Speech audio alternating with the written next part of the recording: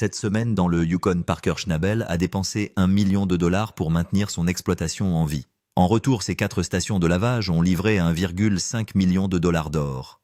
À première vue, cela semble être une victoire, le genre de marge que la plupart des exploitations prendraient volontiers. Mais de tels chiffres n'ont de sens que si l'on ignore où il a commencé et où il est censé être aujourd'hui. Parce que nous sommes dans la semaine 14, et qu'au lieu de combler l'écart, celui-ci s'élargit. 2 semaines consécutives de baisse de la production.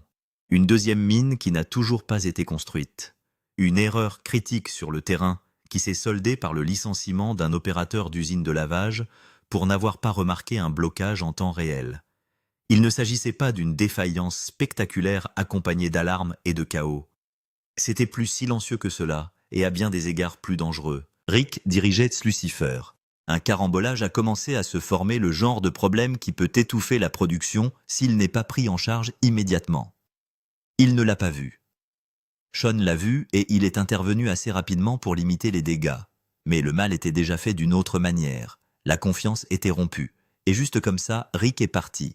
Pendant tout ce temps, l'horloge ne s'est pas arrêtée. Le compteur de coups n'a pas ralenti. L'opération ne s'est pas effondrée en un seul instant. Elle a commencé à se retourner contre elle d'une manière plus lente et plus coûteuse, le genre qui s'insinue discrètement et devient plus difficile à arrêter chaque jour qui passe. Et maintenant, Parker est confronté à une décision que la force brute ne peut pas résoudre. Aucune puissance, aucun nombre de machines, aucune équipe supplémentaire ne peut prendre cette décision à sa place. Car ce qu'il dirige actuellement n'est pas seulement une exploitation minière, c'est un empire qui consomme de l'argent à un rythme effréné. Parker ne se contente pas d'exploiter 4 stations de lavage, il exploite 4 stations de lavage tout en essayant d'étendre l'ensemble du système. Cela coûte environ $0,01 par jour, pas par semaine par jour. Il n'y a pas de jour de repos, pas de pause, pas de période de grâce pendant la préparation du nouveau terrain. Les dépenses se poursuivent, que de l'or sorte du sol ou non. L'un des coûts cachés les plus importants auxquels la plupart des gens ne pensent jamais est ce qui se passe lorsqu'une usine de lavage est déplacée. Chaque fois que Parker déplace une usine vers une nouvelle coupe, la production s'arrête pendant des jours. Les équipes doivent enlever les morts-terrains, repositionner l'équipement, reconstruire l'infrastructure. Pendant ce temps, la production d'or tombe à zéro, mais le coût reste exactement le même. Ce sont des jours en centimes de $1000 sans rien en retour. L'opération n'attend pas que l'on progresse, elle saigne. Plus tôt dans la saison, Parker a décrit son approche comme étant plus directe que jamais. À l'époque, cela sonnait comme de la confiance. 4 usines de lavage fonctionnaient sous la direction de chefs d'équipe expérimentés, chaque site fonctionnant de manière indépendante, tandis qu'ils se déplaçaient entre eux pour prendre des décisions de haut niveau.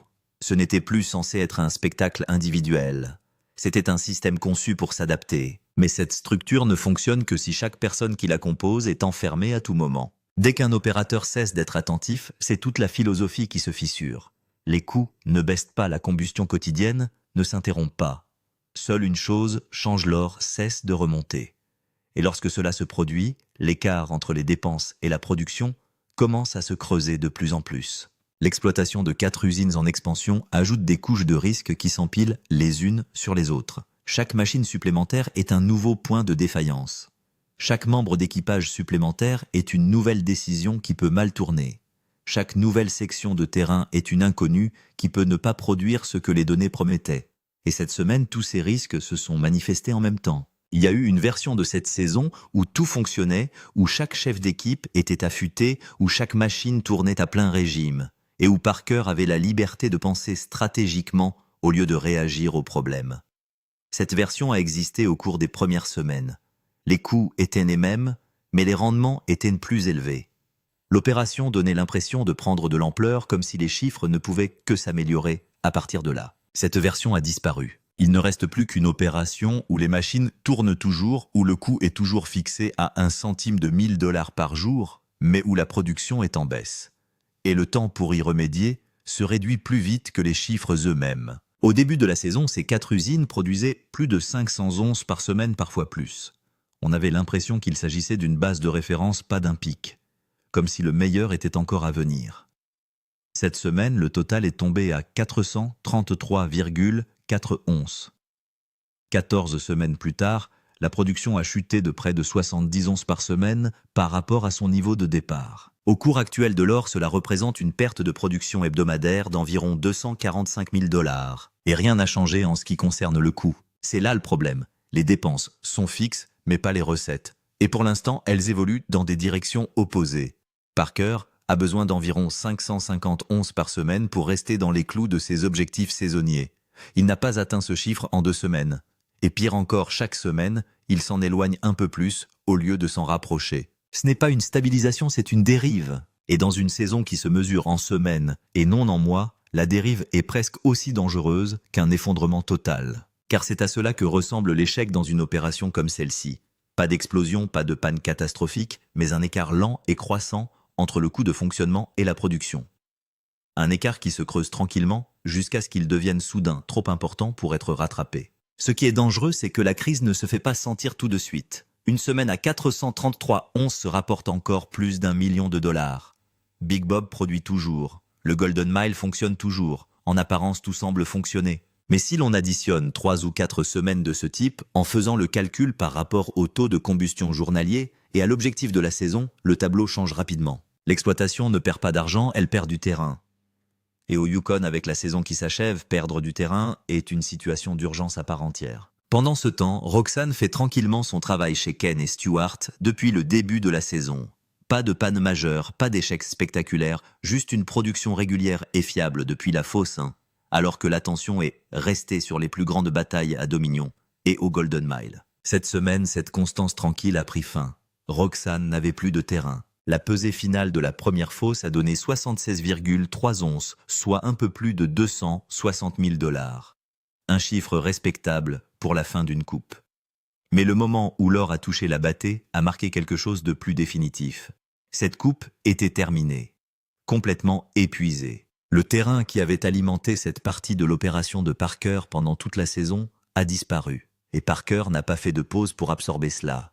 Il est déjà en train d'aller de l'avant. La prochaine étape est la construction d'une deuxième fosse sur le site de Ken et Stewart, et pas seulement un remplacement. Quelque chose de 2 fois plus grand que la première. Et l'objectif n'est pas seulement de la démarrer, mais aussi de la faire fonctionner avant la fin de la saison. Il s'agit d'un calendrier agressif dans une saison qui manque déjà de temps. L'ouverture d'une fosse de cette taille n'est pas rapide. Les excavateurs doivent enlever d'épaisses couches de morts-terrain avant d'atteindre le gravier utile, ce qui peut prendre des semaines. Dans de telles conditions, une fosse 2 fois plus grande que la précédente pourrait facilement nécessiter 3 à 4 semaines de travail continu avant qu'une usine de lavage ne puisse même commencer à traiter le minerai. Et ces semaines ne sont plus garanties. L'horloge n'est plus à l'arrière-plan, elle se rapproche. Parker demande à son équipe d'avancer plus vite que le calendrier lui-même, d'ouvrir des terrains, de construire des infrastructures et de commencer la production dans une fenêtre qui se resserre déjà. Et ce qui rend la chose encore plus difficile, c'est qu'il n'y a pas de période de transition, pas de tampon entre la fin d'une coupe et le début de la suivante. Il s'agit d'une ligne droite entre un terrain épuisé et un autre qui n'a même pas encore été ouvert. Et chaque jour entre les deux coûte 1/100 de 1000 dollars. L'ancienne coupe a disparu. La nouvelle coupe doit être ouverte maintenant, pas après une session de planification. Pas après que l'équipe ait repris son souffle après la première moitié de la saison. Mitch et l'équipe de Ken et Stewart savent ce qu'on attend d'eux. Les machines sont déjà en marche. Parker est déjà en train de pousser pour la prochaine coupe. Il n'y a pas de pause, pas d'espace pour respirer. Dès que la fosse s'est vidée, la pression a changé. Big Bob et le pont ont été coupés. Vous êtes à 3 chiffres, vous ne pouvez pas discuter. C'est Parker à la pesée après que Big Bob a reçu les chiffres de Dominion Creek. Reconnaissance mesurée, approbation qualifiée, 3 chiffres. Parker effectue le classement selon une courbe, et cette courbe existe parce que Big Bob a été l'une des machines les plus fiables de toute l'exploitation. Toute la saison, Bob a eu une moyenne de près de 160 onces par semaine. Dans la coupe du pont, un tronçon de ruisseau qui a nécessité d'importants travaux géologiques juste pour y accéder avant que la première verge de terre payante puisse être lavée. Cette semaine, Bob a pesé 120,7 onces pour une valeur de plus de 420 000 dollars. Cela représente un déficit de 40 onces par rapport à la moyenne hebdomadaire. Au cours actuel de l'or, cela représente environ 140 000 dollars de production qui ne se sont pas matérialisés. Au cours des semaines restantes de la saison, si Bob continue à se situer en dessous de sa moyenne avec une telle marge, le déficit composé devient rapidement sérieux. Le contexte important, c'est que Bob a encore la moitié de la coupe du pont à exploiter. Le terrain est là, l'or devrait être là. La coupe a été constante tout au long de la saison et il n'y a aucune raison de penser que la moitié arrière est à sec. L'équipe de Parker a identifié la coupe du pont comme étant un terrain profond et à haute teneur avant le début de la saison. L'attente initiale était que la moitié arrière produise aussi bien que la première moitié, voire mieux. Rien de ce qui est sorti du Dominion cette saison n'a permis à quiconque d'en douter, mais cela ne devrait pas être le cas. Et 120 onces, au lieu de 160, est un schéma qui s'aggrave rapidement, lorsque la saison est déjà en dessous du rythme. La machine doit revenir à sa moyenne et la maintenir jusqu'à la fin de la saison. Pas de ralentissement, pas de surprise au niveau de l'équipement, pas de problème sur le terrain. Le calcul doit être fait à la Dominion. Tyson et son équipe ont le terrain en main. Ils ont la machine. Ils ont besoin des chiffres pour suivre. Bob ne peut pas se permettre une mauvaise semaine. Le Golden Mile, où les chiffres étaient censés grimper. Slucifer et Big Red courent simultanément sur la même portion de terrain. Une section que l'équipe de Parker a identifiée comme contenant les concentrations de l'ensemble de l'opération. Le Golden Mile, 2 stations de lavage sur une même coupe, les 2 fonctionnant à plein régime, les 2 tirant d'un sol censé devenir plus riche au fur et à mesure que la saison s'enfonce dans le gisement. La stratégie était logique sur le papier, engager 2 machines sur le meilleur terrain. Les concentrations d'or croissantes récompensent l'investissement. Au début de la saison, le Golden Mile faisait exactement ce que Parker attendait de lui. Cette semaine, Slucifer et Big Red ont produit ensemble 236,4 onces, pour une valeur de plus de 820 000 $. La semaine dernière, ils ont produit 247 onces. La semaine précédente, la production était encore plus élevée. La ligne évolue dans la mauvaise direction, progressivement quelques grammes à la fois, mais de façon constante et au pire moment de la saison. Les choses se sont définitivement ralenties depuis le début de la saison. Nous avons commencé très bien, et nous sommes en train de dégringoler. Nous avons besoin d'une manière ou d'une autre de reprendre les choses en main et de les remettre sur les rails. Il vous dit de trouver un meilleur terrain. J'essaie de le faire gentiment, mais il est trop tard pour ça. Parker a besoin que le Golden Mile s'enrichisse à mesure que la saison s'achève. Cette semaine, il est allé dans l'autre sens, 2 usines de lavage, le meilleur terrain de l'exploitation. 820 000 $ en une semaine, et ce n'est toujours pas suffisant pour combler l'écart entre ce que cette saison était censée être et ce qu'elle est en train de devenir. La question honnête à laquelle personne dans l'équipe du Golden Mile ne veut encore répondre. Le terrain le plus riche est-il encore devant eux enfoui plus profondément dans la coupe? Ou ont-ils déjà traversé le meilleur? Parker a parié 2 machines sur la première réponse comme étant vraie. Pour l'instant, les chiffres hebdomadaires pointent vers la seconde. La réponse à cette question ne se trouve pas à la pesée, mais sur le terrain. Et le terrain ne dit encore rien de définitif, ce qui, dans une opération d'1 million de $ par semaine si près de la fin de la saison, pourrait être la réponse la plus inconfortable de toutes. Slucifer s'effondre.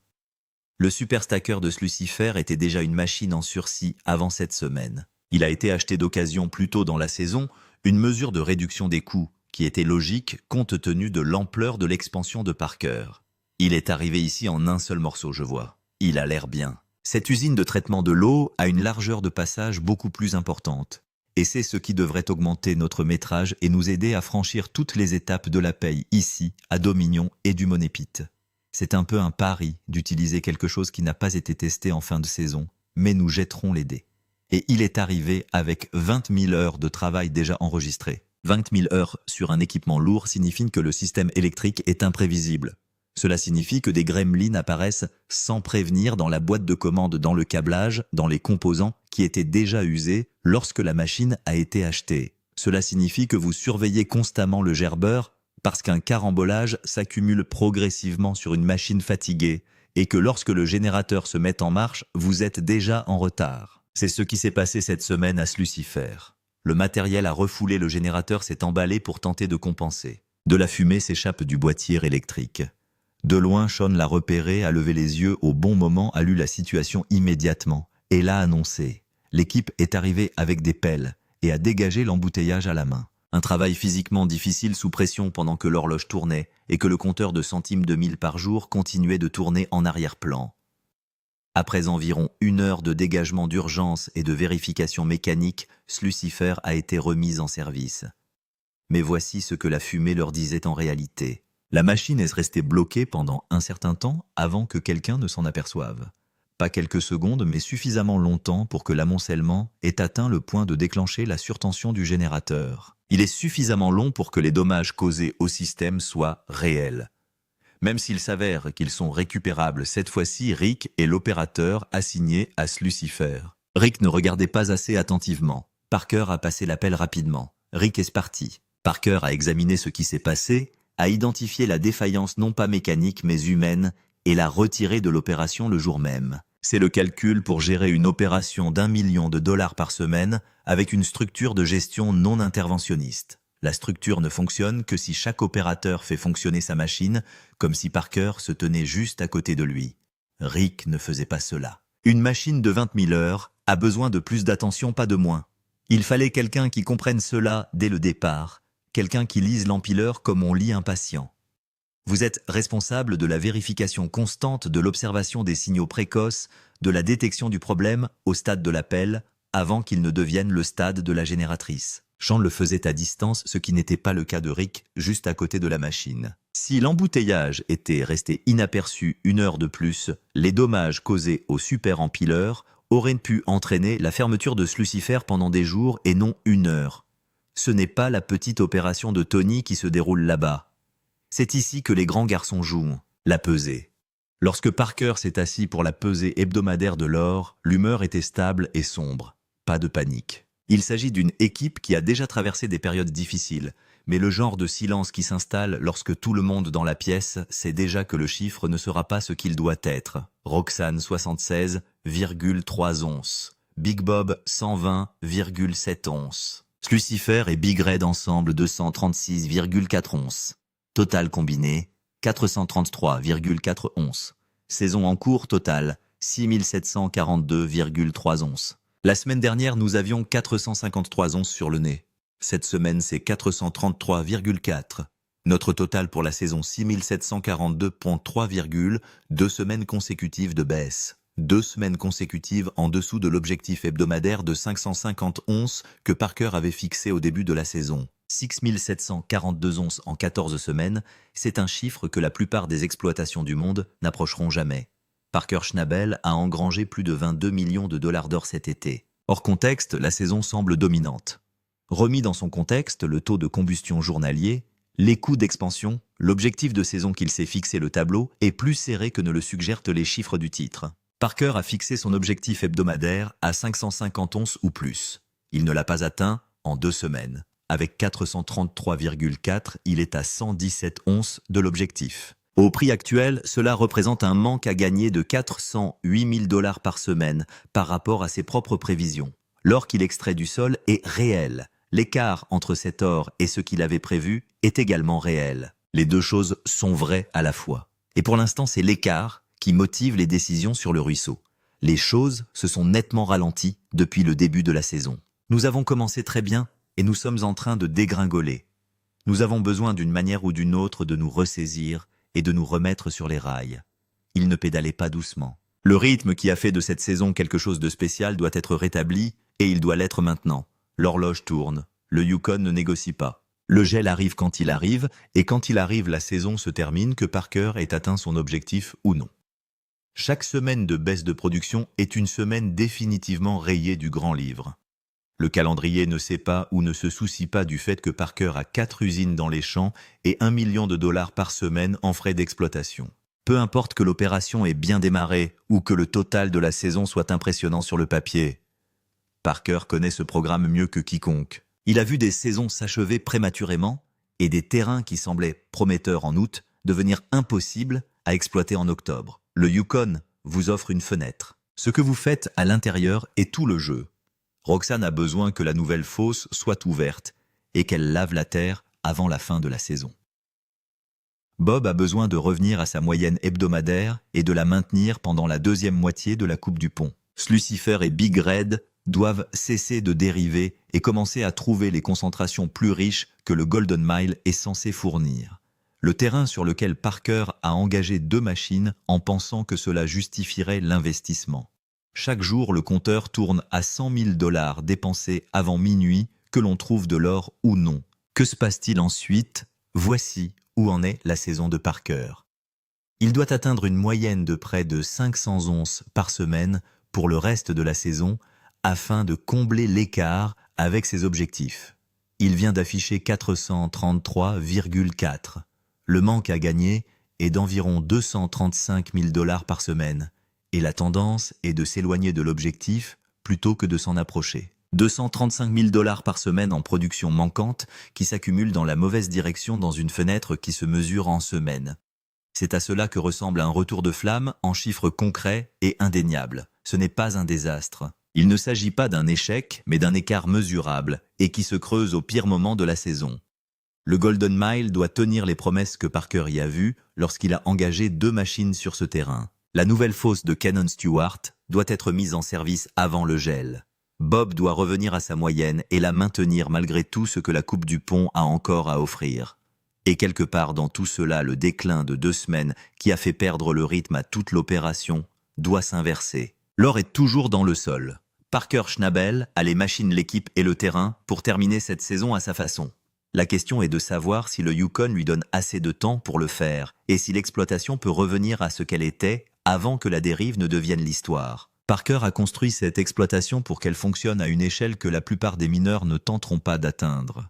Le coût de cette échelle est visible chaque jour, tout comme la pression. Il en va de même pour le fossé. 4 usines brûlent 1 million de $ par semaine, et pour l'instant, l'or ne le comble pas assez vite. Quelque part, au-delà de la limite des arbres, 4 usines de lavage continuent de fonctionner 24 heures sur 24 dans l'obscurité. Le compteur tourne toujours et la saison se poursuit. Si vous voulez voir comment celle-ci se terminera, abonnez-vous et appuyez sur la cloche maintenant. Les prochaines semaines répondront à la question vers laquelle cette saison s'est achevée.